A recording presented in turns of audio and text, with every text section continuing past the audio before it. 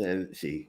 So, yes, everyone, welcome to In the Metal. Thank you very much for joining us on another episode where we will be taking a look at another amazing talent in the independent watchmaking scene. And once again, we will be going behind the scenes of an independent watchmaker. And this guy is manufacturing his watch in his own atelier in the old school way. So it's almost entirely crafted by hand in his own workshop in near Odense in Denmark.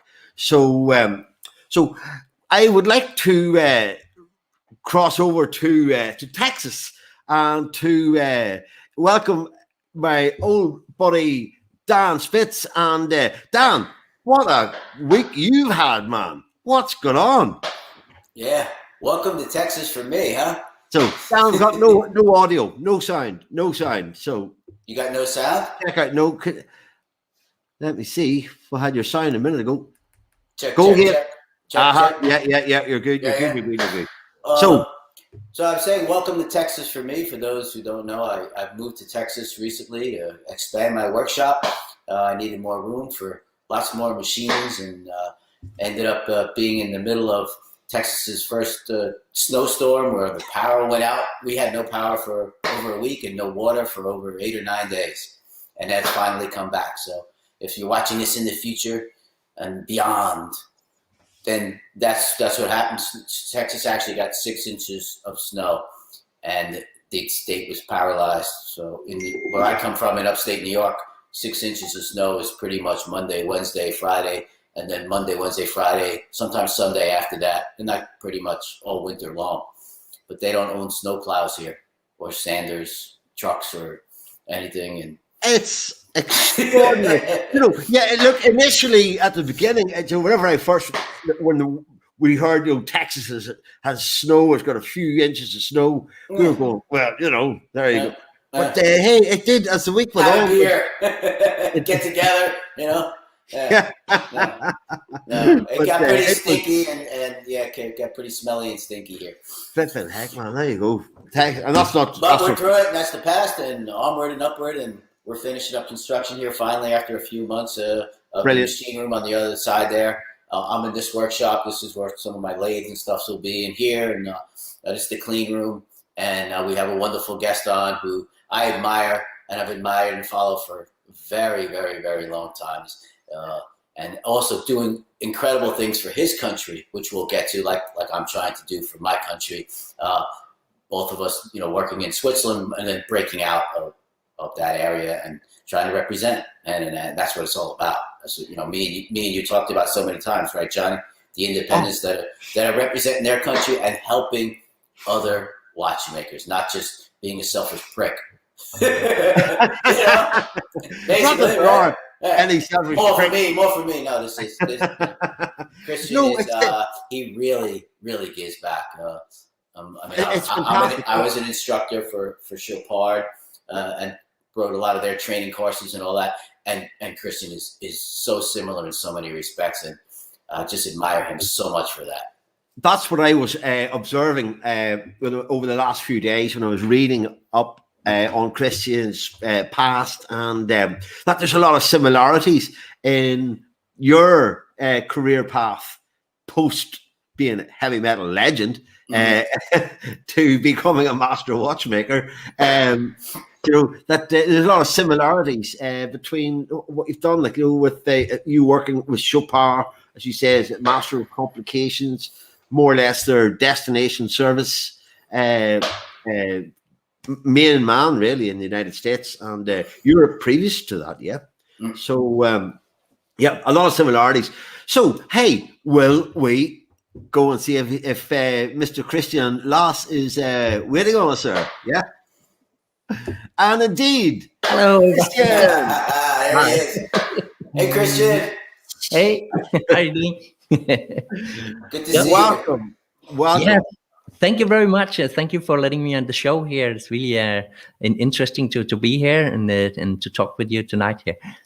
Christian, that's our job. We have to seek out the all the talents. And I have this mantra that we are going to shine a light into every corner of independent watchmaking that is possible, from the big, established, well-known names to the emerging talents, to young guys who are not long out of college, and all points in between, which is where you come in, because you have had a quite amazing CV of people who you've worked with over the last. You're 40 years of age, yeah? Are you? Yeah, exactly. I'm 41. Like I had birthday like last week.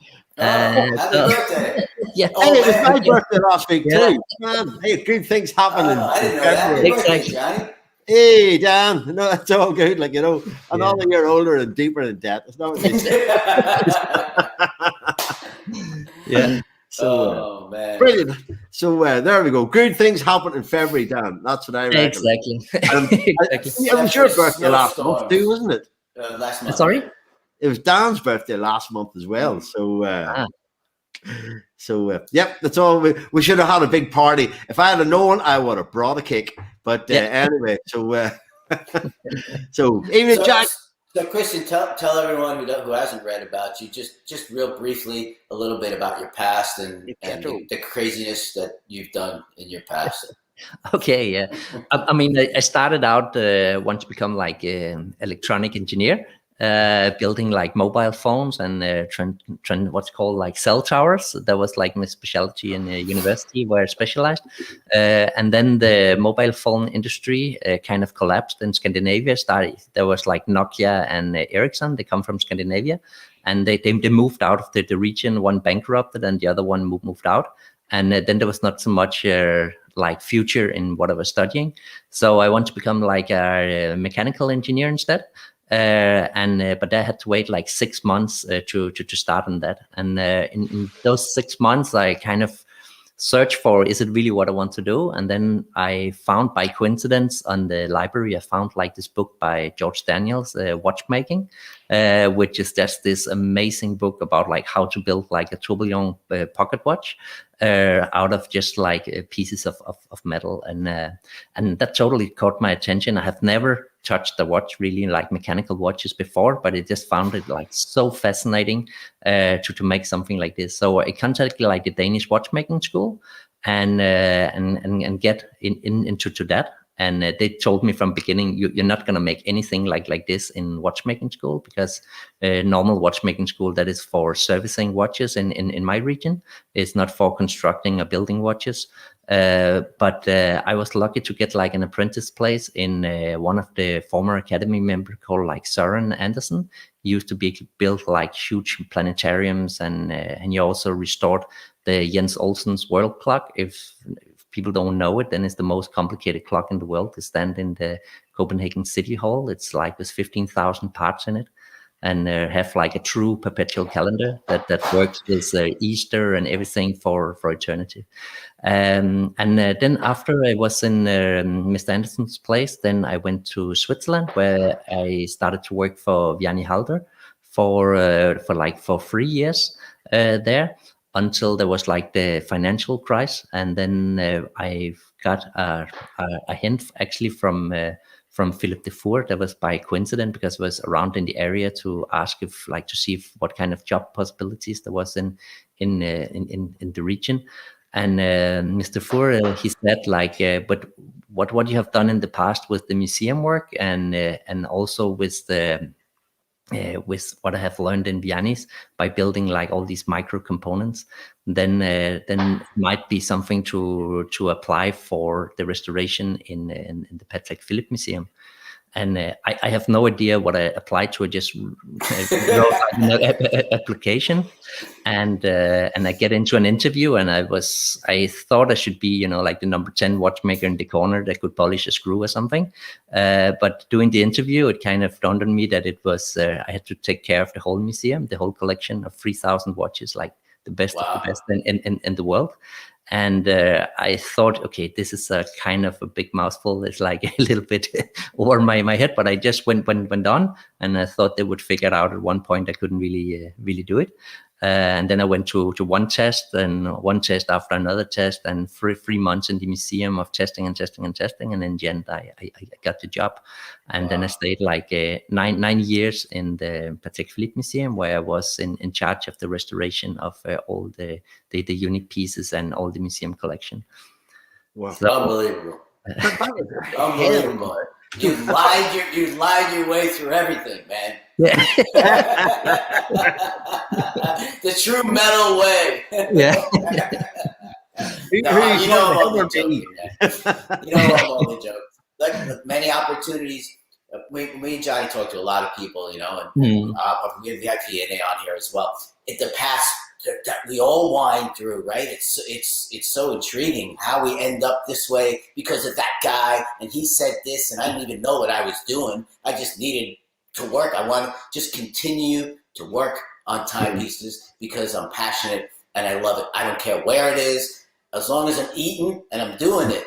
And that's kind of like the story of almost everyone we've talked to, right, Johnny? Just until we get to what we think is now is, oh, I'm doing okay or whatever, and it really isn't. We're still moving forward and searching onward. It's that never-ending beauty of watchmaking. It's so exactly. cool, man. When you see like people who are way ahead of like Vianney or Dufour and everybody, and when you hear the story, you know, it's like one long story of like one failure misery after another leading to another opportunity, and then come. And I can see the same from my career.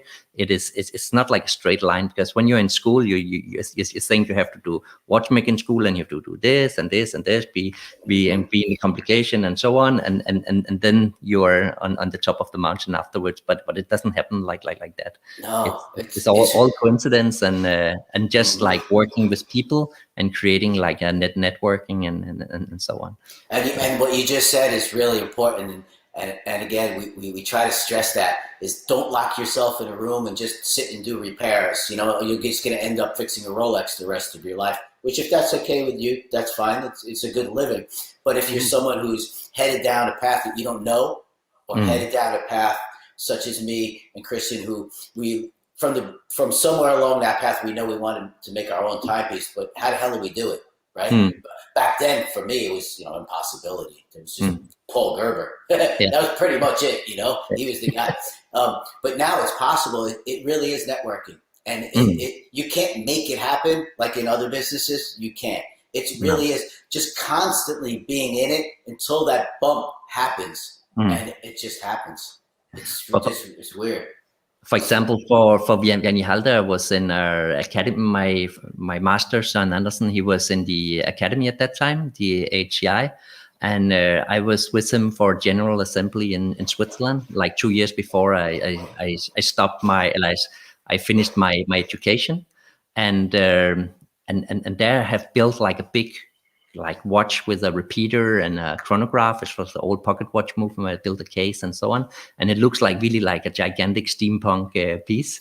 And I just remember like everybody looked at this piece, and Vianney, he just said like, "Wow, this is like amazing, cool piece." The quality was really bad compared to what he's doing, but he just saw it and said like, "Okay, when you're finished in 2 years, give me a call and maybe we can find out something."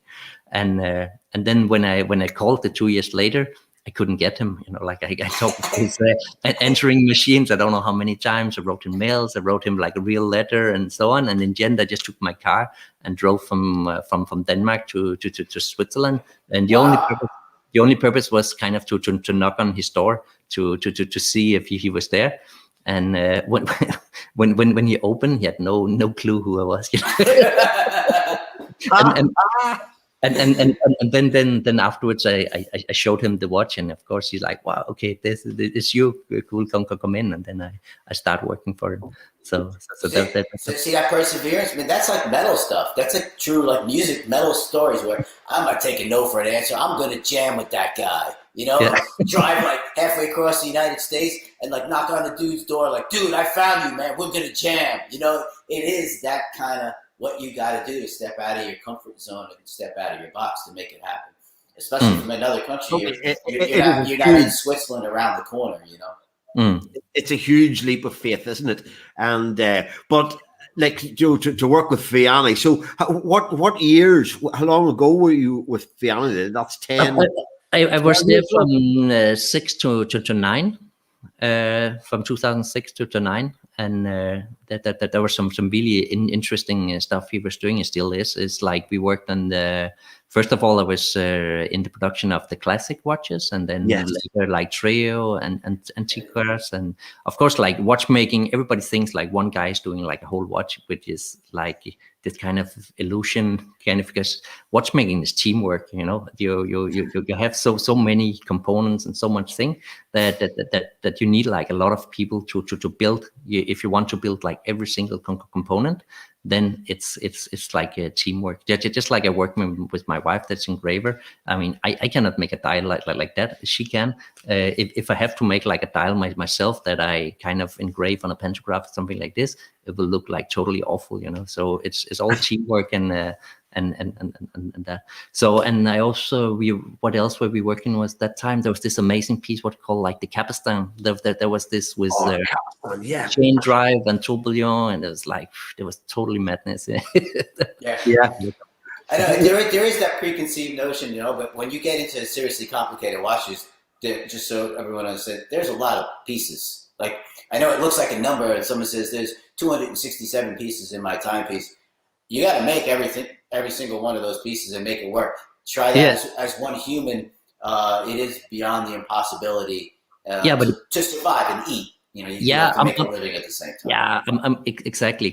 You can do it, you know, like if you have like endless funds and you make like one piece like every 3, 5, 4 years, something like this, you can do something like that. But if you have to make like a business out of it and also like evolve, then you need like help with that, because like one piece normally is like 1 or 2 days of work before it's up and running. So if you have like a watch with 1,000 pieces inside, you know, it's like 1,000 days of work at least. It is, and we can, you know, it's many professions as written in George Daniel's books, which again, I mean, it's influenced so many, because that was the first book that, how can I explain? The secrets were revealed. It's like the Wizard of Oz, you know. You can see into the secrets, and because before that, like when I went, I'm a little older than you. When I had to learn, I said, I'm an American and I want to learn how to repair, you know, some of the most complicated timepieces there is. You know, people would just laugh like, like good luck, dude. Like anything above a chronograph, it's like you're not getting parts for it. There's no way to learn it. So even after doing 4-year school here and apprenticeship, you had to go to WOSTEP. You had to get accepted to WOSTEP in Neuchâtel. There was no WOSTEP curriculum around the world.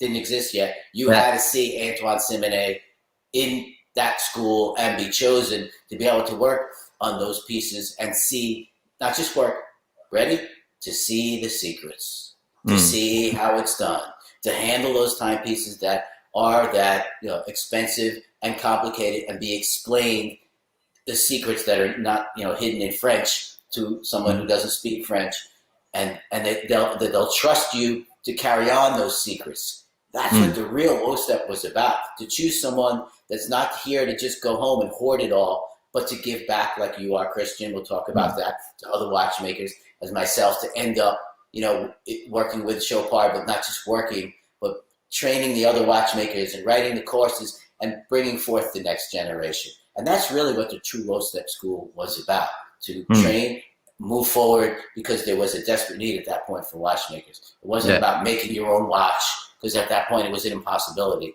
We couldn't afford those machines. We couldn't get the jig bores and the houses that we can get now pre-owned. They weren't around. They were still being used, and they were still out of reach. They were still, you know, just for one jig bore would cost you what, Christian, like a couple $100,000 for a new houser back then. For a new houser, like a used one is around like a really shabby one is like maybe 5, and then like 20 for a good one, and then upwards for but back then they were still being used. You had to buy a new one, which they were like 200, 250. Yeah, exactly. Somewhere around there. So the point was, it was out of reach to become an independent watchmaker. So we had to go into after sales service or repairs. And that was also why I built like my first CNC machine, like a milling machine. I built that myself because I mean I had no way of where I could afford like a 200,000 Swiss franc for machine with that kind of precision. So I modified like an old. There was also a Dixie jig bower, like a small machine.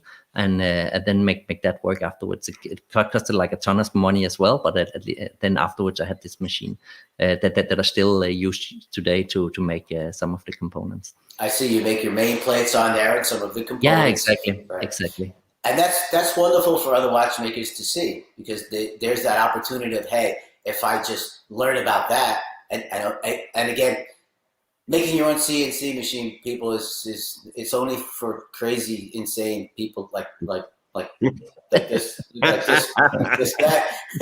Because you don't just either way it pays. You got to go to school again and learn CAD and CAM and programming yourself and align the machine. This is months and months. If not for me, it was almost a year to build mine. So it's the same thing. But someone like Christian will just go, I just built my own CNC machine. But I was kind of, I had like thinking about going to another planet, maybe on my rocket ship, building a rocket ship.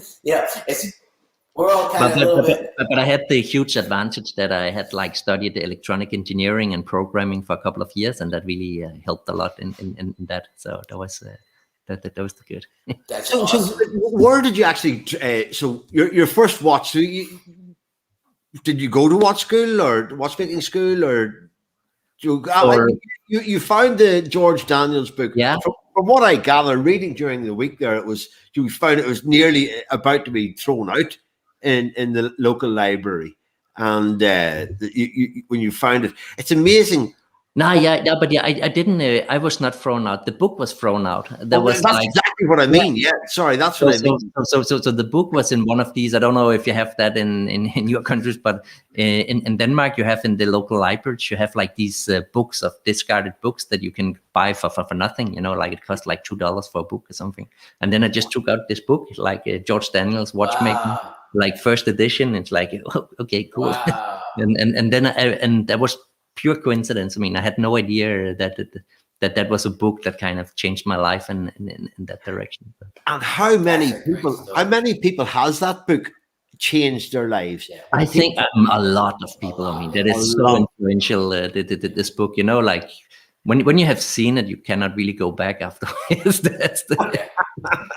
Because, like I said, that's what I was saying before. It is the secrets revealed. That the Swiss didn't want us to know, because if we all know that, look what's happened. Now there is such a thing as independent watchmaking on a grand scale. Yeah. So they did not want this to happen, and he unveiled all those secrets of how to make everything. Even for people that didn't go to school or went to a limited school, it expands that knowledge to a point of, hey man, this is actually really possible. Like, holy crap! Like you can be independent. You can make a timepiece or modify an existing Ebosh to, just get going. I need to make a living and have my passion and get going and make something beautiful for the world with my name attached to it. And it's amazing what that one man did. It really is.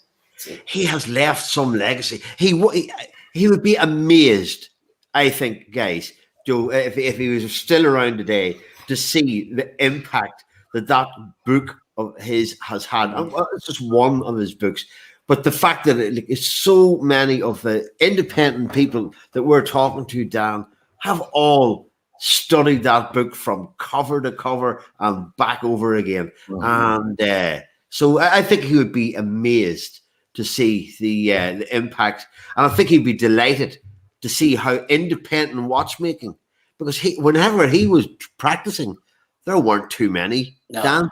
And it did look like it was an industry that was its days were numbered. And again, everyone was against him, right, Christian? I mean, you know the history, right? He's trying to sell his escapement invention, and he's not Swiss. He's trying to sell something to the Swiss, and he's not Swiss, trying to convince them, use my invention in your Swiss watches, unless you're Swiss, why would we even look at you, dude? you're on an island all alone. Like, why don't you just stay there, bro? Yeah. And he did it. He didn't quit, and that's really the motto of all of our stories. I think almost everyone that we've talked to, because everyone, some people that are my age or lower, or older, that are watchmakers that we speak to, we hear their story of they built a giant company, right, and then they took in partners. And then they stole all this, or they lost their name, and the company, they lost everything, and they get to start over.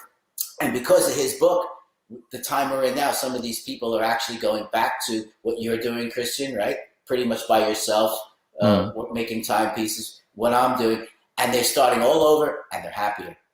No pressure from borrowing all that money from guys in suits and ties, telling them to hurry up and hurry up. We got to make 30. We got to make 70. We got to make these. They're just comfortable doing what we're doing, rolling along and making their art, which is what you're doing now, which is. Yeah, exactly, because that's also one of my points that I like. One of the things that I don't want to do is like take on investors, because I have like lately, after I was featured in Hodinkee and SGX and all this, like my mailbox have just been glowing red. I mean, it's really been amazing the last months here. Almost to a point, like I barely have time to sit at my bench, because I have so much so much media to handle. And but to stay truly independent, you also need to stay like financially independent, because if you take in an investor, you're not in control anymore of what you have to do, and it's going to be exactly like you said. Listen, we have to make like the return on what we have invested, and we have to always beat like the quarter before, and make like this constant progression, where I'm more about like making my watches and be like a small what is called like workshop, where I just build like pieces of like art that I want to build like that. That is like the main idea. That is what current independent watchmaking is, and we're really falling into it now. I think everyone's realized we don't need a watch on our wrist to tell time, which actually did not go against us. It pushed modern independent watchmaking to the point of what you just said. Now we can really express it as art, just as a musician expresses his art and writes his own song, writes his own music, writes his own words, and doesn't hire somebody like in pop music, where they hire a professional songwriter and hire professional producers to make something that might be a hit on the radio because they have a track record of doing so, rather than like my music that I helped create in thrash metal, which was, it's me. This is what you get. If you don't like it, fuck you, right? It just so happened tens of millions of people happen to like that art. That's what it was. That was our art, and it was true to us. And that's what you're creating. That's what I'm creating in my workshop here for my pieces. And that's really what independent watchmaking should stay.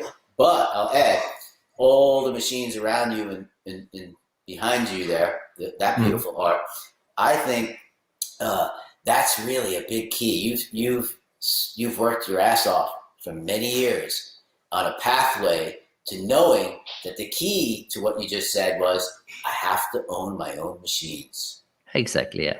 No loan, no nothing. I have to restore them with my own hands, blood in my hands. I know it looks nice, right? We all look clean and nice, but we get dirty, right?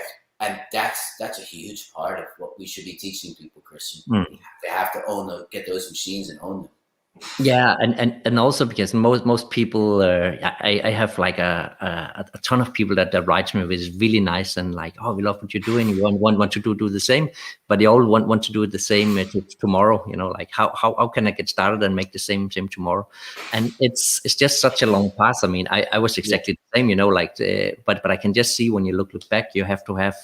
Takes at least 10 years before you are in a position where first of all you have your tools, your machinery, and you also have like a financial situation where you can do it, because what most people don't realize is when you build the watch, you have to work like 1.5 to 2 years without salary, and if you don't sell your watch, like then you're really in a bad position.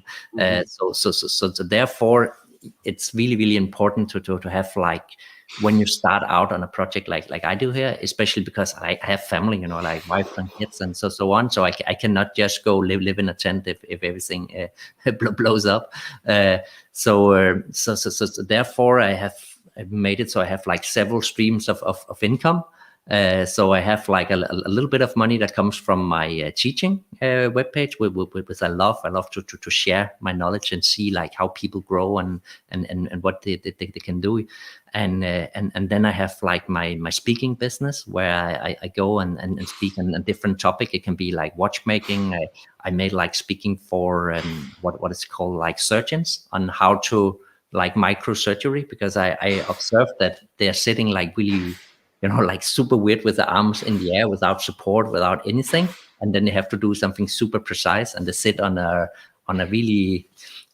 normal chair with like what's called like an office chair, almost with wheels on. So it's impossible for them to sit still. So to come out and teach something like this, that there was like another way of making money to finance all this and to do it.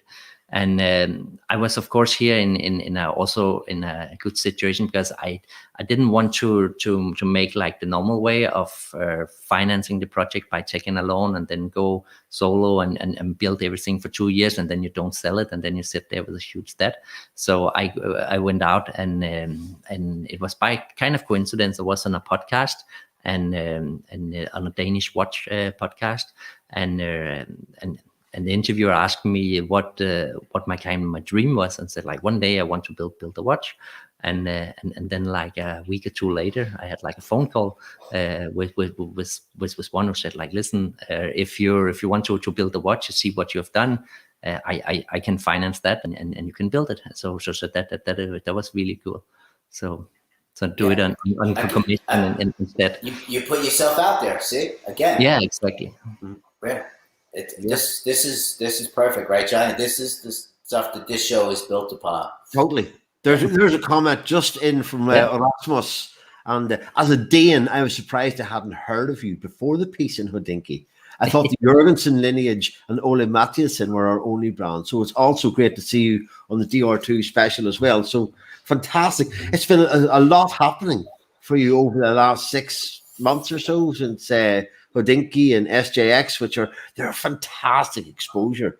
That's been absolutely amazing. I mean, it's been it's come like first of all, let's say you see like the DR2 special is like a TV program that we've been working on for the last 2 years to make that. So everything's like built upon each other. It just all comes out on the same time. So first I get like exposure on some small blocks, and then the big blocks kind of catch on, and then it just exploded from there. So it's not like it just come from one day to another. Like, is it you and your wife who's built the PR machine? Let's say because you have a wonderful internet presence, right? Your Instagram is great. Your pictures are high quality. Again, Kristen, I'm only asking because what we try to do is show other watchmakers or other people who are interested, who might want to go down our path.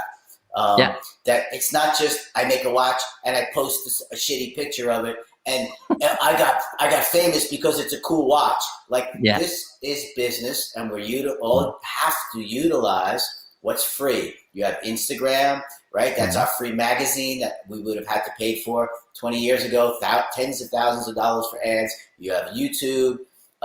There's your own television station, and you managed to really do well. And you're just starting, if you know what I'm trying to say, or starting over. So if you can explain how you come about doing that and the process, so people don't know it's not like, like, oh, you got a hit song, dude. That must have been easy to get a record deal in the 80s, It didn't work like that, man. No, it's like first of all, I had like a lot of media training, let's say like that in Patek, because I have quite a big exposure there when going to the big watch fairs and all this they did there, and I kind of saw how the media machine worked and what didn't, and then I kind of applied the same to my business when I came out. And I could see, first of all, like for the photos, I do most of them myself. Like 80% of them is something I've taken. Then all the video content that is done by our video, what's called like agency that is doing that.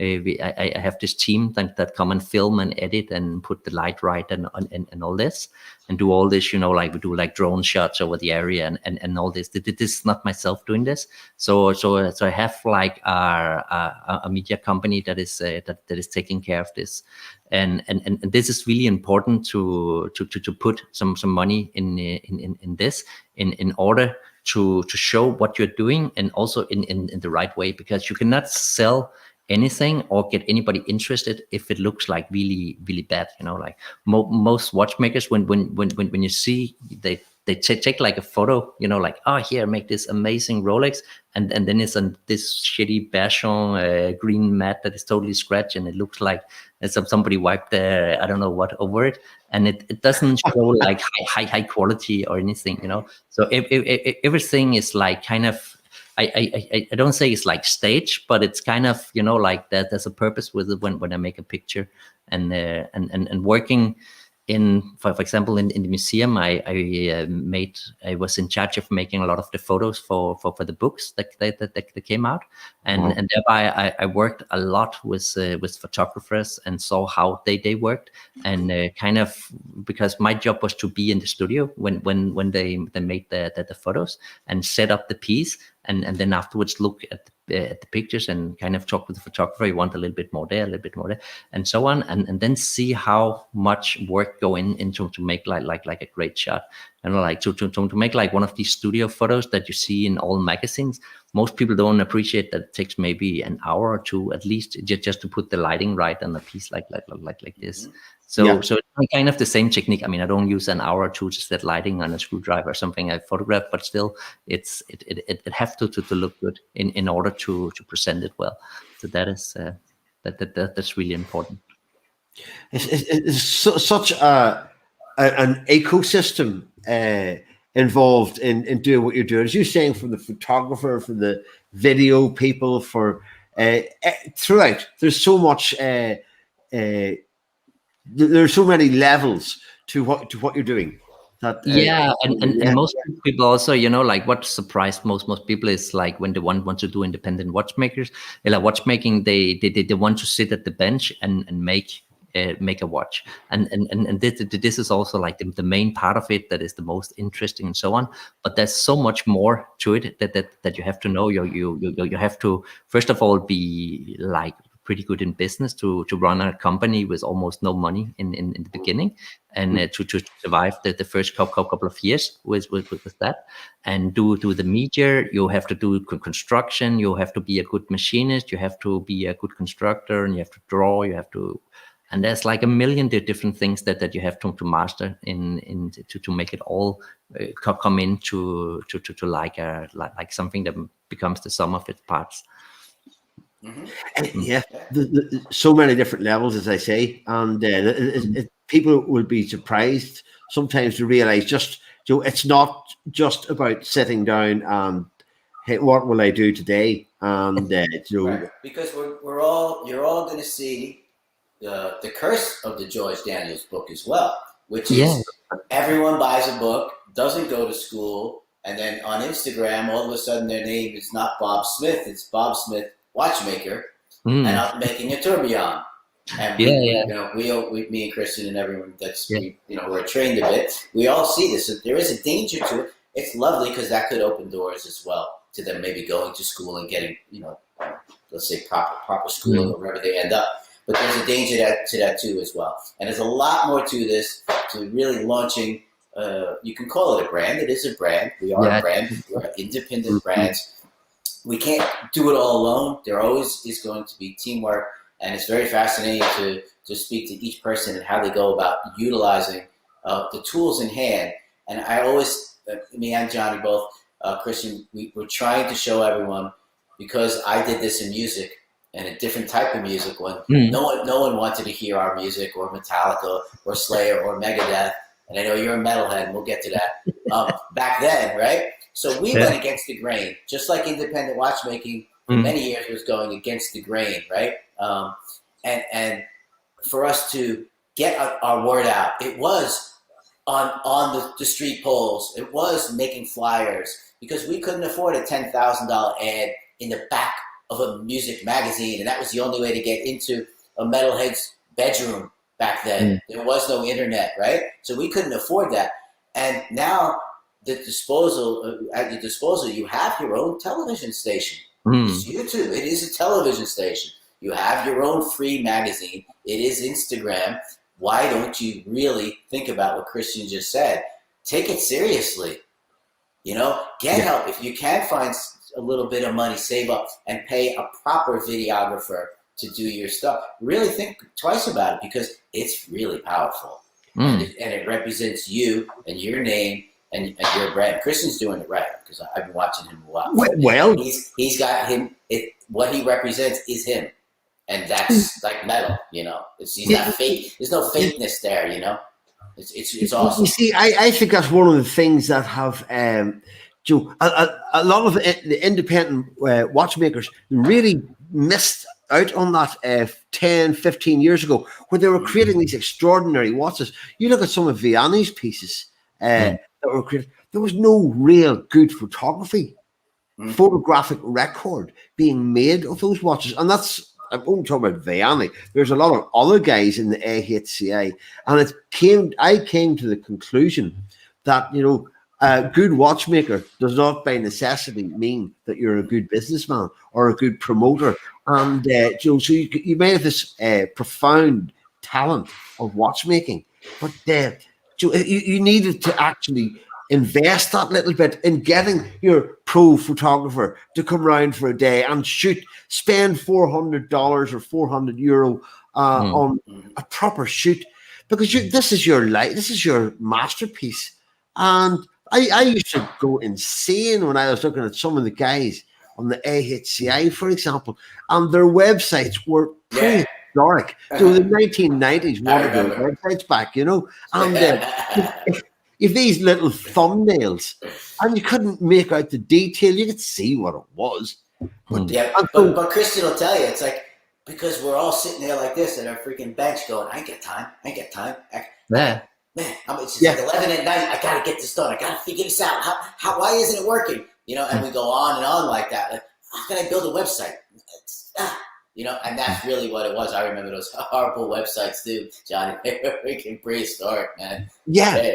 It used to drive me nuts. That was really one of the things that really sparked my interest in the independence, was to see this and to try. I used to reach out to people and say, look, whenever they used to send me a press release, it used to be very obviously dipped into Google Translate, and then that was it.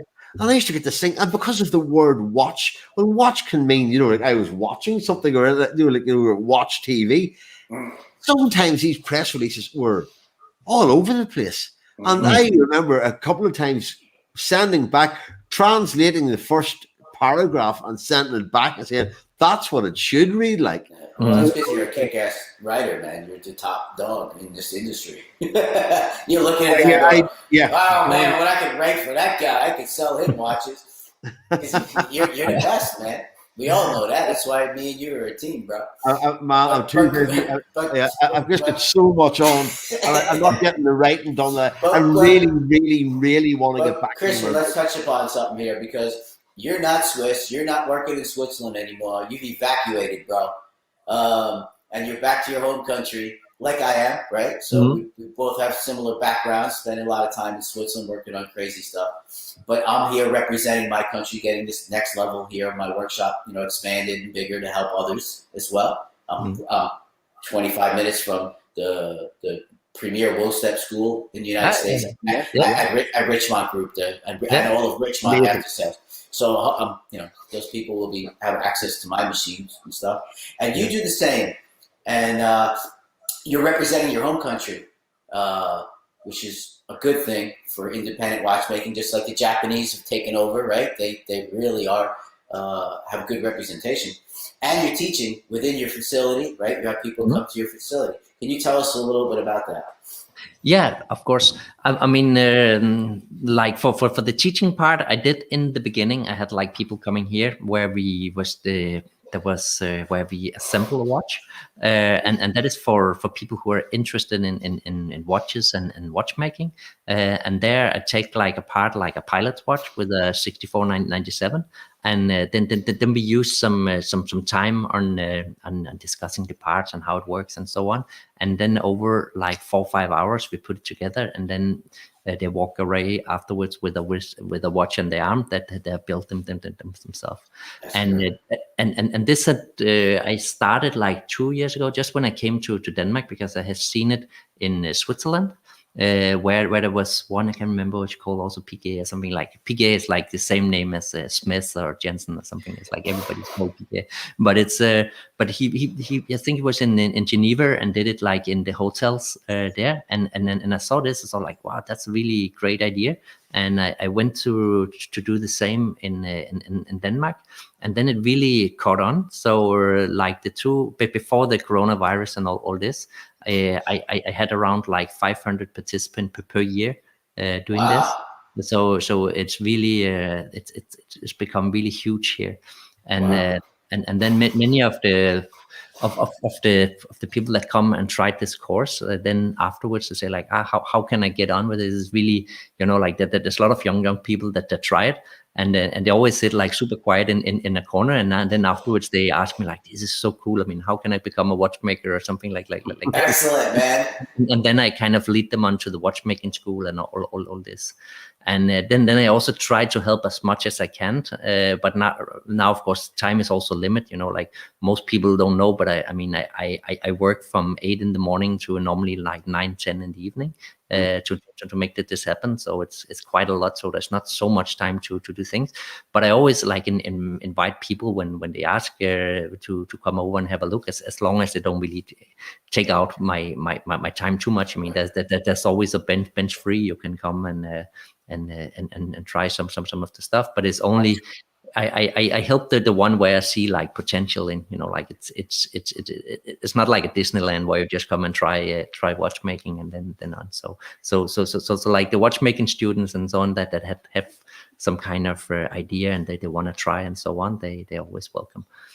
But you're planting the seed, aren't you? You're really planting the seed, because if people get that experience once, and you're bringing it, you're making it real for them, and that has to be very rewarding as well. And it's part of this thing that, Dan, you've mentioned before about how people help one another to get on the ladder, or to get moving, or to share ideas. It's fantastic. But what we found, Christian, is that because you were helped along the way, you landed at V&A's, and there's no other crazy dude that can teach you what that dude taught you and pushed you. Yeah, right? exactly. He pushes hard, right? Exactly. It's the same as school. It's the same as sitting in Woolstead. You're pushed over the edge. You want to kill people at all times, but you need that. And after all that, you want to push somebody else and see which guy pops. And maybe we'll get another good watchmaker around and another good friend. We have a passion for what we do, and it's awesome, man. You're representing your home country, which I played many times, and I love Denmark, obviously. Great. Yeah. And you're a metalhead. You want to tell everyone what kind of metalhead you are while we're in the middle of this?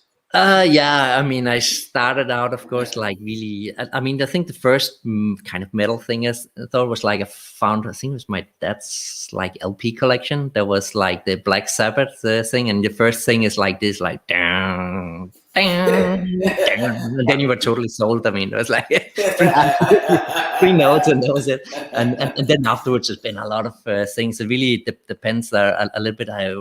A lot with also like Anthrax and Sepultura and Slayer, all these kind of things. And then now I listen mostly like have like this German band like called the Ahab. It's like some kind of doom kind of things. It's really, really cool. do you listen to it? It's great, man. True metalheads. See, mean, what metalheads are in watchmaking, you didn't even know it, right? I didn't influence them whatsoever. Yeah. Do you listen to music at all when you're working by yeah, yourself?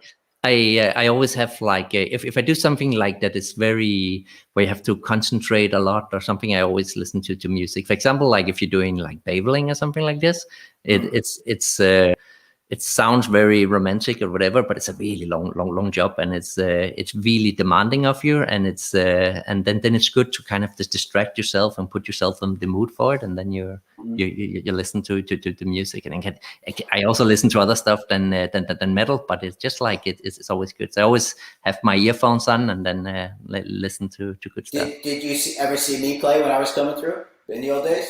No, I didn't have the opportunity for that. I would love to have that, but at that time, I don't know if you were in. I think I'm quite sure in Roskilde one year, but I was quite young, and I can't remember so much of the festival from all the party. Yeah, I'm a little older than you.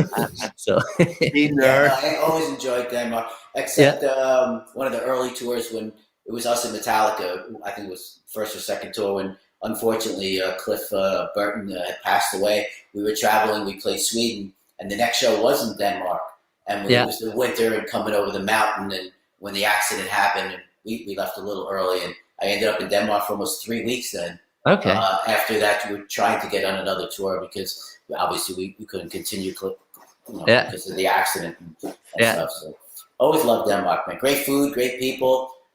Just an awesome place, and I'm glad you're watchmaking from there, creating your own masterpiece, and your atelier is it's crazy. It's the machines you have there. I mean, Johnny didn't know, but I told him that I even contacted you a bunch of times. I'm asking Christian questions like how are you using this machine or that machine. We all have our own patterns, everybody. So you understand. You might see similar machines around most of our workshops. And we're all trained if we are going to the proper schools and whatnot. But you'll always find that we, as independents, we do use them all different ways. Christian probably found that when he landed at V&A. He's using some of his techniques, and Vianney's turned many people onto those techniques. But we all use them a little different, and your workshop is just incredible. So can you tell us a little about your workshop? We can take a look at the workshop, I think, can't we, Chris? Yeah, of course. You see here we have, that's some of our machines. I have more in outside I have like an outhouse where we have more machinery, but that's more like dirty one, like grinding machines and so on. So behind me here, I don't know if you can see it. There's so here I have like a jig borer, like a House M1, and then I have like my Geneva stripe machine, and I couldn't really buy one that I could do what I want, so I built it myself, that one. And then I have over here, I have all my case making lathes, and I have this a little bit in the dark, but there's like an automatic lathe, like a screw machine over here. Yeah. And then I have like a Schaubling lathe here, and then I have like my desk, my bench here. And so this is kind of what I have in my workshop here. So beautiful, Christian. Can you explain to us, because we often talk about the magical Geneva stripes, or I don't know if you call them Danish stripes. Well, you just come up with your own name. Exactly. And I have let people know, we can purchase these machines, but just FYI, by the time we buy them and outfit them with the proper stuff, we're looking at about $30,000 just to have a machine. So often we build them, or we build them because we want to make something a little different. So tell us about your endeavor into that machine that's sitting right behind you there that you built. Yeah, but it's because I used some of the old machines in Vianney's workshop, and when I visited Dufour sometime, I saw his Geneva stripe machine was based on the same model, but he have modified it a lot to do his stripes, and I remember the most kind of interesting moment I had was like when Dufour he let me use his machine. He just showed. Like on one piece, he just did like, you just do like this, like, and be careful and do so and so on, and he made like fantastic stripe, like, and I should just do the next stripe, next couple of stripes, and it just looked like total shit, like, and it was the same machine, same setup and everything. So everything is kind of in the hand, and you need like a lot of experience. It's just like if you're playing the guitar, everybody can buy a guitar, but it's few people who take on like the path of practicing, you know, like endless hours in order to master it. And it's the same with all the machines, because you can buy the machines, but a lot of them, you know, it takes like a lot of time to master them and become good. So for example, my Geneva stripe machine that we have here, the base here I have here, this is from an old CNC machine. And then I have like a position table. It's a Mitutoya from another CNC machine. Then I have like a spindle. It's like a Shippy spindle, like a Swiss one. Mm-hmm. And then I have like another stage up here where I can tilt it in all that direction. And then the bridge here that is something I had made for it. And then I had like this is from a Kuhlmann, like the base is from a Kuhlmann pantograph and so on. So it's a lot of old scraps that are lying around in the workshop that was built together to make this machine. To get it the way you want it, yeah. Yeah, exactly. The hardest part for these machines is, you know, if you have a normal drill press, you know, you have an up and down in the Z-axis. But in order to do Geneva stripes, you know, we need to be able to tilt that head this way and this way. So because we're already working on a certain portion of the wood to contact the surface. We can't tilt the bottom. We need to tilt the top axis. And there's not many machines that has the precision and solidity that we need to make Geneva stripes that can do that. There really isn't any. And that's why you're seeing a lot of us kind of build them. And they're still very expensive to build, right, Chris? They're not cheap. Yeah. Not 30 grand, but it's not like, you know, they're cheap. They're still the best of the best that we need. I think most of the stuff I had already, but I think if I put all this stuff in, it's like 5-6 grand or something just in parts, and then it's like a week or two of working on it to make it. Mm-hmm. And then it's killer, man. The lengths we go to, right, Christian? It's a beautiful, beautiful, beautiful shop, man. Yeah, thank you. So tell us, because you've been doing the restorations, you've been working a long time. When did you just like wake up and go, okay, it's time for me to fire up my CNC machine that I built, and you know, start making nameplates and really go for this? And, did you wake up and was your wife yelling at you and saying you got to get things going now, or was we're starving here? Kind of. I mean, I was working in the Patek Philippe Museum, which was really an awesome experience, and it was really a fantastic place to be. But also, the more you're in a place like this, the more you get pushed into like a managerial position where you get away from actually doing what you love to do. And then at one point, I had like, when I've been there for what was that, like 8 years, I even if you love cars and you're being mechanic and doing Formula 1 cars every day, at one point you have seen enough Formula 1 cars. And that was kind of the situation. So I made like an exit strategy with Patek, so they find somebody else. I didn't want to just leave, you know, like in the end of the month and just say, hey, good luck with everything. So we have this kind of exit strategy. And then we decided to move to Denmark at the same time, because there was something we want to do for a long time. First of all, if you also want to make what we want to do, I mean, the end goal was to make a watch, but not like immediately. I set up a restoration workshop first and worked a lot for auction houses and private collectors and so on, mainly on the complicated pieces like minute repeaters and tourbillons and so on, and mostly like the vintage pieces that nobody wants to touch. Then that was what I did. And also like traveling for some of the pieces are difficult if they are if they're outside, for example, of EU, then it's difficult of the European Union. Then it's difficult with the Carnet Voyage and all this to get them out. So if it was something like small job, then I could travel to the different countries and do it on site instead. So that was also kind of what I did in the beginning. Wow. So yeah. Can we take a couple of questions at the minute, because I've got one or two. I don't want them to go too far behind. Zayn, who had commented about his Vitalin that he's excitedly waiting on. Yeah. During your work at Patek Philippe, did you work only at the museum, or did you also work in the manufacture? Any modern grand complications did you work on, or is it all historic? No, all historic. That is like a different day. Like of the modern production, they have their team, the high complication department. They're taking care of that, and my job was to take care of all the things that was in the museum. Okay. So that was it. For example, some of the first jobs I did, it was really awesome, and it was also some that inspired me for some of the stuff I do today. I did like the tourbillon collection in the museum.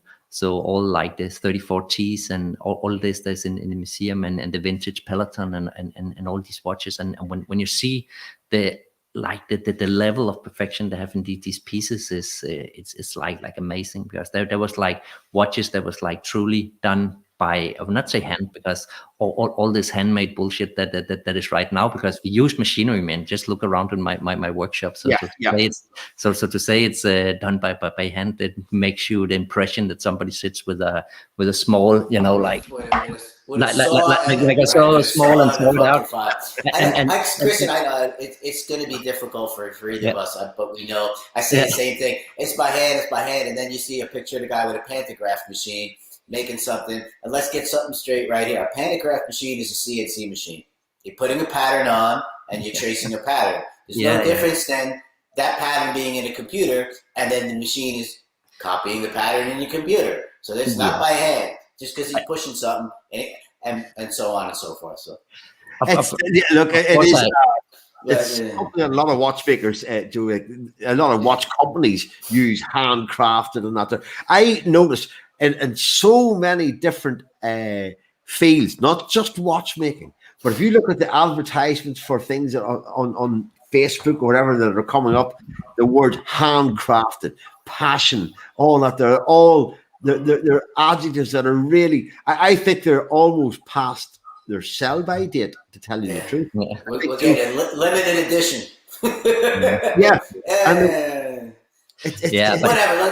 Let's move on. So but everybody's their own gig, man. Exactly. Everybody, whatever you want to do. Exactly, but that is basically why on my watches I only say like Christian Lass from Denmark and nothing else. Like that is that just what it is me. Yeah. I'm from here. So where were we? I kind of lost track of what we were talking about. There was a couple of questions. I asked the first one. The second one was from Germany, from Watchison Word, and what is a required talent for your work? Patience, creativity, being focused, or all of the above? Yeah, it's kind of, I don't think talent has so much to do with it. Of course, you have to have some kind of talent. If you cannot hold on a screwdriver or something like this, or you don't have like a mechanical mind that can see if two gears go together, if they work or not, then it's going to be a little bit of uphill project to do that. But most of it is like hard work and practice. Curiosity?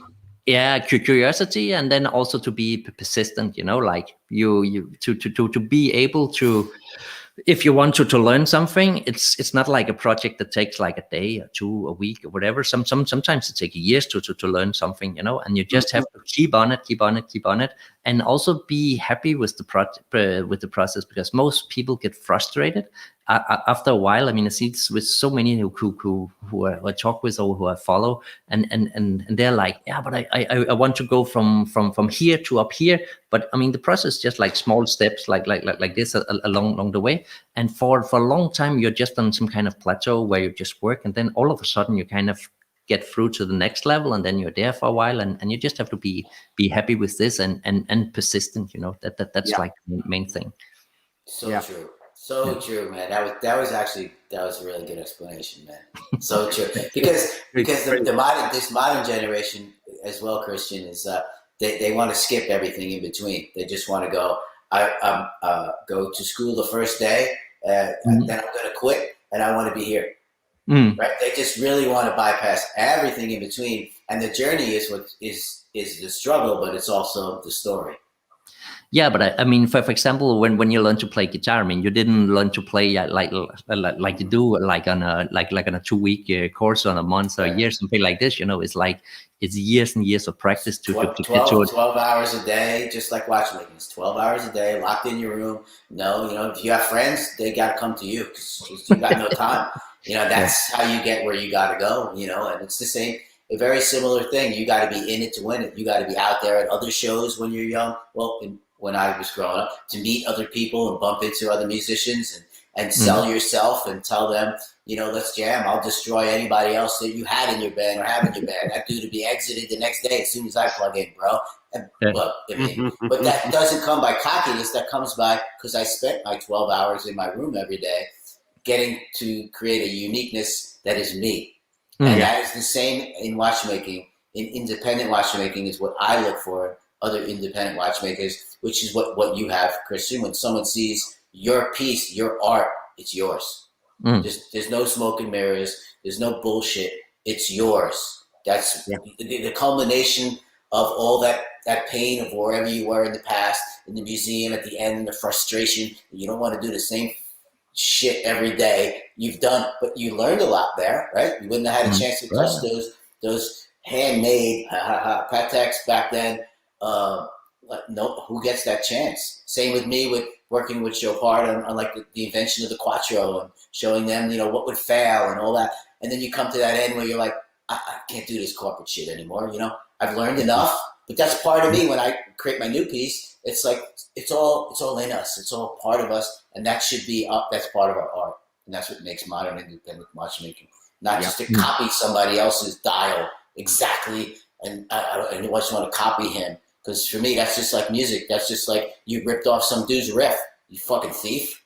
You know, it's like, it's true. But it's going to be in any kind of art form is what I'm trying to get at. And I strive to look at the unique people, like a Vianney, like yourself.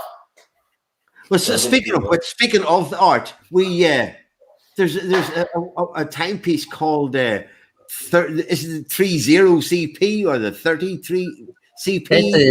It's the 30 CP we call it, and that is the timepiece I've created here over the last like 2 years. So we published like a half a year ago almost, and that is the piece that we just made. So it's a time only piece, and it's used. Yeah, exactly. You can see it. Yeah, baby. Yeah. So it's a time only piece where I kind of like the aesthetics of it and the simplicity that is like the carrying object in making this watch, and especially like the design. I didn't want to make like a printed dial, so the dial is like solid and then it's hand engraved, so the numbers are not printed; they're like hand engraved under microscope. And the same with the nameplate and everything. And then you have like beveling on all the different levels of the dial. And you have the frosted surface to give it some kind of depth and make it like interesting.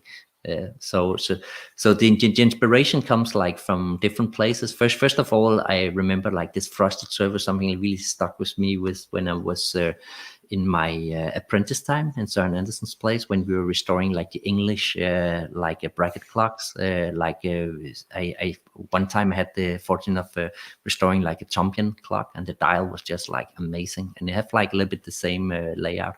And then later I get to work with Vianney, where we use like a similar technique. And that is kind of so a little bit like kind of mixed my past and created like a version of that. Yeah. Wow! And this Beautiful. It is absolutely beautiful. So it is, and I could see that old English pocket watch with the frosted and the circular grain on the chapter ring, if you call it.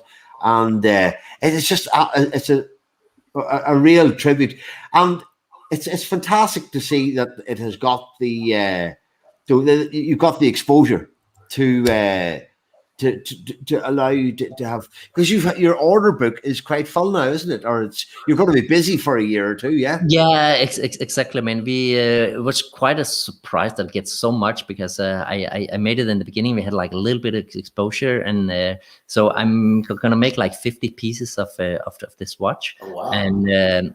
And then we have sold like almost half of them by now. So I think like by the end of the year, then my order book is full for that watch. That is incredible. But you but you're also like you're making Dan touched on it earlier. You're making the movement plate yourself. We've got some images of you working Yes, on. exactly. So I used like a base movement that is like it's called like the GP27, like the Chirac-Piagot 27, Okay. and that one is based on a what's called on a movement that is called the Alfred Schild 1130, which is like a really basic movement. It was like a ETA at the time in the 50s, but they made like some special versions for the Chirac-Piagot with like extremely high quality parts in. And I have like 50 of those movements, and that's why I only make like 50 of this watch. And so in order to make like a nice layout on the dial, because these movements was quite small, it was like a 30 millimeter, and today our watches, like the case itself is like 38, so they're quite thick around the movements, where the old cases, they were like paper thin. Yeah. And I didn't want to have most what's called watches where you use like an old movement. Then the second hand will sit like too close to the center, and then the sub dial will be like it will look awkward somehow. So I decided to make like a whole new main plate where I could move around the wheels, so I could put them exactly in the position where I want. And also make like a complete watch. So it's a little bit like I've taken the wheels from the GP27 and the rest I build around that. So it's, if you build a car, I mean, then I basically take like the pistons and the crankshaft and so on, and then build the rest. So how are you going to make 50 main plates? Are you going to still be making them in your workshop? Yeah, make them in the workshop.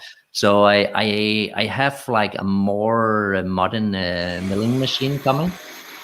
Because the milling machine that I built myself is quite how do you say, I have to babysit the machine. So if I make a main plate, then just the machine time that is like around like in all it's like around 9 hours of machine time and changing tools and so on, and then I basically have to sit next to the machine all the time, and that is a huge waste of time. So therefore, I ordered like a machine that I have leased, where this is basically doing the same. There's just like automatic tool changes on. So What you care to disclose what machine that is? Or yes, you can write me if you want. But it's nothing secret. It's the same as everybody else is using. It's like the Office Mill by Haas, like the American brand. That they make like awesome machines, and also for like an affordable price. Because otherwise, I would need like a Primacon or a Cairn or something like this. But they are like double the price at least for a similar machine. So. And also, just so you know, some of those machines you just named, they suck of electricity. They'll put you out of business. The bigger they are, they need to stay on all times. Yeah. And they do. They really. I've seen people with $10,000 a month electricity bills. Yeah. What kind of wattage are you talking about? Like they need to stay on to stabilize. The metal and exactly. It's because to the precision that lies in most people don't know that, but like in machinery, it's the temperature. Like the machine have to run at constant temperature because metal expand. So if you're the bigger the machine, the more it will expand and the more unprecise it will be. So therefore, in the bigger CNC machines, you run them at higher temperature, so you have like heating elements into them. And then if your room temperature, for example, let's just say you have like 20 or 20 degrees, for example, inside your workshop, and then the machine is running at 25 or 30 degrees, that costs a lot of money to stand there and heat like one ton of a metal all the time. So that is. Wow. See, Christian gets it. It's very complicated because you got to remember, we're not dealing with making one timepiece that has to be very accurate, which we know it has to be within a certain amount of microns, plus 2 microns or minus 0 microns, right? But then we have to make another one. Christian has to make 50. Okay. So as the room temperature changes in your room, the second or third one is not going to be the same as the first one if the machine is not keeping itself temperature controlled, because now it's running, its motors are running, its X, Y, and Z's are running, so it's starting to heat up, and your room temperature keeps fluctuating. So now the repeatability is off. So when we go to sit at the bench and we get those parts, it doesn't work. but that's why, for example, in the big factories, like when the factory's been closed down and the machines have been turned out of power or something, then they will like air cut. It's called, like you're just cutting air with no material inside for like half a day at least before they're up in temperature again. And then they measure their pieces all the time, and then they see, okay, now they're in spec, and then they start producing parts afterwards. So. And some of the dangers that collectors should know when they do purchase expensive timepieces from people who, let's say, are making them by hand, because longevity is also a concern for people like Christian and us, because we've seen watches that have lasted hundreds and hundreds and hundreds of years, and we know what will last and how to build them correctly and repeatability. Yeah, I mean, that was also one of the reasons why I chose that movement. I mean, I restored quite a lot of them, and like I've seen watches like this that run for like 50, 60 years, and they show like no sign of wear inside. And then you see a lot of modern pieces where you basically change like the whole gear train every time it's in service, because there's so much wear and tear on it. Wow. It's especially like pieces from the 80s, 90s and stuff like this, when they started up watchmaking again and didn't really know exactly what they were doing. And then you see that. And then when you see these old time pieces, they were like the steel and the way they did it was very, very different. And they last so much longer than. That's what inspired me for my new barrel system in mine, which is based on the American design that the Swiss would never take on, called the motor barrel. Because I've taken watches 110, 120 years old apart, and there's zero wear on any part within the barrel. There's no adjustment to the barrel or any part of it. It was a great design, just too costly for the Swiss to produce, or Americans can only do in a high grade. Certain models. But Christian, I wanted to ask you something. We'll continue with your timepiece. It's a kind of almost a personal question. Most of us we gravitate nowadays because we can't afford a pre-owned Chablis 70. Okay, in the beginning days for me, again, it was one of those machines that you couldn't find pre-owned, right? And I gravitated more towards the 102, the larger one, where most people use for case making or making their larger parts or stuff like that. And I know that you have a passion, because I know in your workshop, I don't even see a Chablis 70, but you strictly work mainly on the 102. So can you explain to me how you fell in love with that one and why? I basically fall in love. First of all, fall in love with Chablis in Vianney's workshop, because that was what we were using for making all the parts. And when you first discover like this, like the secret, you can tell, but like in watchmaking school, you don't, at least in the watchmaking school I went to, you don't learn to make like two similar parts. Like you sit it with a small graver in your hand, and you cut it out like you will cut wood. Kind of you turn like the pieces out like that. So you can make parts that fit something, but you cannot make like two similar parts. And then when I get to work on the Chablis, and you have like this extremely precise cross table, and you use like the numbers on the cross tables, and you can kind of replicate anything. You can make as many parts as you want with this like a 100 of a millimeter precision on all of them. So that was like the first thing to discover something that was really, really precise. And then I also found out that the 102 was just as precise as the 70. And then, I mean, I'm a fairly big guy, so each time you set up something on the 70, I always came into the problems that I could not really see the piece that I was working on, because the Chablis 70 is only almost like half size of the 102, and I was just lacking space. So I started to work with the 102, and I had like all the space I need, and it was super precise, and also a question of affordability. Like it cost 1/3 of the price of the 70, because the 70 is extremely expensive because it's super hyped, like, so you pay like a ton of money for like an old one, and then each time you have to get like just a tiny bit of tooling for it. It costs like an arm and a leg each time. and where the 102, you there's a ton of tools for that, and it's like affordable. It's still expensive, but it's affordable, and that is also one of the main reasons. The only thing you have to look out for is like the production 102s, like the one with the big metal base and so on.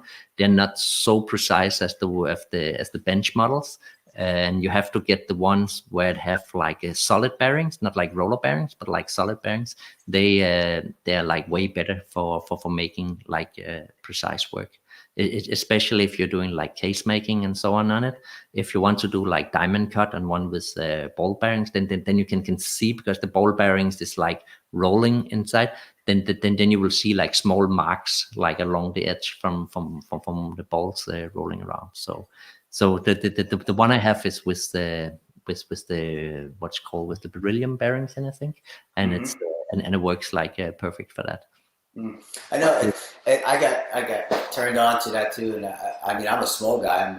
I'm the opposite of you, but there's just something about the model, the tabletop model, and what I learned once I learned that they're ridiculously hard to find. But you can get W20 collars all the way down to like 0.2 is what my set is, which is as small as we'll ever need. It's an 8mm lathe all of a sudden, and now I have the stability. And actually, my 102 is actually more accurate than my 70, even after restoration. Yeah, I don't know, just something about it. We fall into whatever we fall into, just like somebody rides a bicycle or like a certain thing. But yeah, I'm with you, man. I think more people should open up to 102s. Easy to find tooling and whatnot, and if you can find the smaller collars, I mean, you can still get them new, but oh my gosh, the cost, but also like the question about collars, it doesn't really matter if you produce new pieces, because in restoration you want to have like a ton of different colors, because you have to grab like pieces that are already made. But if you have to make like a new pinion or whatever, you basically just have to have for the different materials like a 2mm, a 4 or 6 or whatever, and then you just buy your material in that sizes, and that's it. So you don't need like to have this drawer with like 100 different colors inside to do watchmaking. Not at all. I mean, I don't have that at all. I think I have like 10 colors or something like this. That's all. Awesome. It's awesome. Tell us more. Go ahead, John. Okay, no, I was just saying, because we're moving on here, we haven't looked at we've looked at the aesthetics, the front of the 30CP, but what's going on behind the scenes is pretty interesting and not very commonly seen. So what have you done here, Christian? What I've done is I have basically moved like the balance bridge, which is normally attached like at 4 o'clock, where's the small bridge with the ruby ball, and that one I have attached to the barrel bridge instead, and then made this kind of design that resembles like a small. I get the idea from walking around in nature and saw this kind of small sprout that came out. It was like 2 leaves, and I kind of used that in the design. And then put it on there, and it was an idea I get from the old ouvrier watches from the 1800s, where you have like the balance bridge lying on top of as a big bar coming out, and it's lying on top of the barrel bridge. But then when I have moved the balance bridge away, then there was kind of a big empty space where that one have been. And then I want to create something that filled out that space from beginning. That was the main idea from beginning, and then I used a lot of time to figure out what to put in there. So first I just want to make a little bridge that would be like the stud holder for holding like the stud for the hairspring. And then I remember when I restored some of the old Breguet marine chronometers and so on, that they have like a really cool stud holder that is resting on 3 screws, and then like a 4-1 to lock it. So it's kind of a tripod, and then by moving these screws up and down, then you can move the bridge in all the directions. So I tried to make that first, but it was too small in a wristwatch, so the bridge will just be all over the place.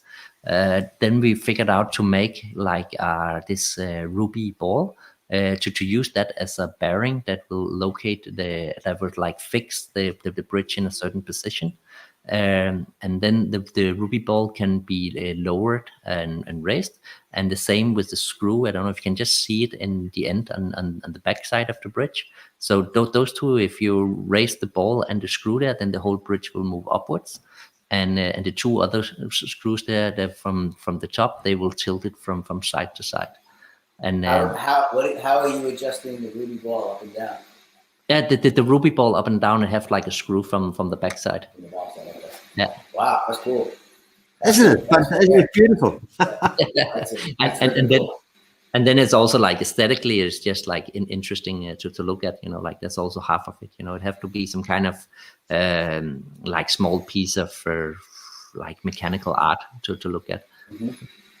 Wow. And it is. It absolutely beautiful. So, and what you've done there, so the likes of the wheel that we're seeing there, that's taken out of the old GP movement, but it's all repositioned, as you said, and reconfigured for your own main plate. Yeah, exactly. I mean, the most of it. I mean, a watch is designed as a watch is designed. There's not so much you can move around, because unless you you want to reposition the crown or something like this, the mechanics are this. But some of the wheels are just moved, but it's not very much. Like it's like 0.2 of a millimeter or something like this from left to right to put it in the right position. But when you move one wheel, you have to move all the other ones as well. So yeah. That's cool. I think your balance bridge idea has come about from years and years of restoration. Yeah. Because me and you both had so much on our bench, and so many people. A common problem that people should know is that the balance bridge is hacked to death usually on very vintage watches by people. Either they didn't have enough hairspring experience, or they just don't know what they're doing, or they're trying to just make it work and make some money in the old days in the 50s, when it really was just a business where everyone wore a watch, and they go to that balance bridge and they push it down with their screwdriver. There'd be marks all over it, in case you wondered why there was marks on your watch. That's why he was jackhammering your balance bridge down or up to try to adjust the hairspring, because he didn't even know you could like loosen the stud and move the stud, or he didn't want to like go for it because he had no training. So we would have tools to try to right, Christian, right? Yeah, tools exactly. To bend the balance bridge back up where it should have been and adjust the hairspring. And Christian's invention here solves all those problems for future hackmasters that might be inside his timepiece that should not be inside his timepiece. That's a great invention, man. It's killer. Love it, bro. I love it too. It's so unusual, and it's always amazing to see innovation, and and the fact that it really goes back nearly 250 years. The philosophy behind it, then, Christian. Not obviously the whole idea of it, because that's yours, but how you could see what you could do with the balance bridge. Yeah, exactly. But also, like I haven't invented all watchmaking. Like we stand upon like generations of hard work. Like sure. So to come up and say like we invented everything, I just like redesigned some of Breguet's work and made my own little contribution with making like the ruby ball in there. And to make that so it's actually possible to put it inside a wristwatch. How are you making the ruby ball? The ruby ball I order. I don't make the ruby ball. That's the same with the bearings with the rubies. The other rubies I don't make them. That's as an independent, tell us how you were able to find someone to make them in such small quantities. Yeah, I mean, ruby balls are not that rare actually, because you use them for ball bearings, like ruby ball bearings, and for like measuring instruments and so on. The only thing was that my one was so small that it was not like a common size. So I had like a company that made it for me. So they're not particularly cheap compared to how you can normally get them. Right, but usually when someone calls up, they're like, "Oh, the minimum we can make is 500." But you know what I'm trying to say? How are you able to find someone? I mean, to deal with the independent watchmakers minimums, which is not many. Yeah, exactly. That's always the problem that we run into, and why we make also like most of it ourselves, because it's impossible for us to go out and say we want like 10 pieces or even 100 pieces. Most companies don't even want to talk to you unless it's 1,000 pieces or something. With the Ruby Ball, I mean, the price for to have like a 10 or 100 was the same price. You know, like they have the machines running and making these balls. So then I have like a load of them now. I got a load of Ruby balls. I'm not going there. Wow. That's awesome. Yeah, here, listen, we're heading towards that 90 minutes figure. Do you remember we were talking before we started, Dan? When Christian said, you know, how long do we do? Actually, we're usually around about an hour or something like that. We are really, for people who are passionate about watches and timekeeping, we're not very good at keeping the 90 minutes. So it's been really fascinating to get a look at the atelier, to meet you. And because Dan, obviously, we would normally at this time of year, we would have been at a show somewhere, and we would be meeting and seeing and handling these watches and seeing them in person for the first time. And it's so we've obviously had to do that. Hopefully, in the next few months, we will get some sort of normality restored. I see Basel are talking about putting on their show, and let's see how it goes. Hopefully, with vaccines and with a bit of common sense, we can. That would be nice. Yeah. We all need to hang again. I'd like to get some normalcy here and get my machines back set up, because I'm. It's like a guitar player without his guitar. It's the same syndrome. You know, I'm looking at my bench, but it's just boxes and you know, construction, and I just want to get back to my bench as well. Yeah. How long do you reckon, Dan, to unpack and to? I think in a week or so I'll be able to start setting up the clean room here. Yeah. I mean, I moved my workshop so many times. I think like it's normally like a year before everything is like up and running as you want it. You know, like you move it around a couple of times and then it's there, and then you need to make like new electricity, new whatever, and ventilation, and I don't know what. And then it takes some time before. Is your workshop nearby your home or in your home? It's in my home, yeah. We live like in an old school actually. So my workshop is in the old classroom. Wow. You like school, you can't get away from it, bro. Yeah, exactly. So it's like, so you're truly, the word, you know, you're not lying. It's like me. You're truly making watches in house. You get to use that cheesy term, bro. But here, better than that. Old school. Hey. Yeah. Old school, exactly. Old school in house. That's awesome. That's awesome. Yeah. I love it. That's why I'm doing what I'm doing here and going through this. It's like 2.5 months now of construction of this paint to expand, so I could have a little bigger machines, and it's worth it in the end, like you said. And hopefully, I don't have to do this for a while. Yeah. Absolutely. Well, listen, Christian, don't go away anywhere just yet, because I'm going to say goodbye to everybody for tuning in and watching us on In the Metal. It is always a fantastic conversation, and it was brilliant to hear the stories that you had tonight.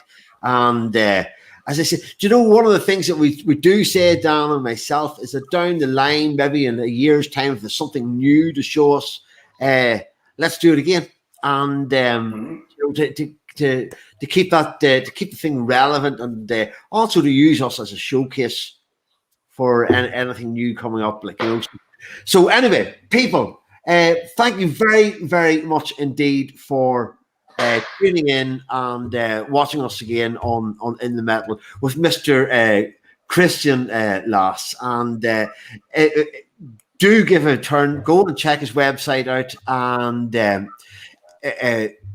because his work is amazing. His Instagram page is really worth following. And so we will be back again this time next week, or a little bit earlier, I think, Dan. And but Christian, from us, thank you so much for joining us. It's been absolutely brilliant. So it has. So you stay on there, and thank you very much, everyone. Peace out. Bye.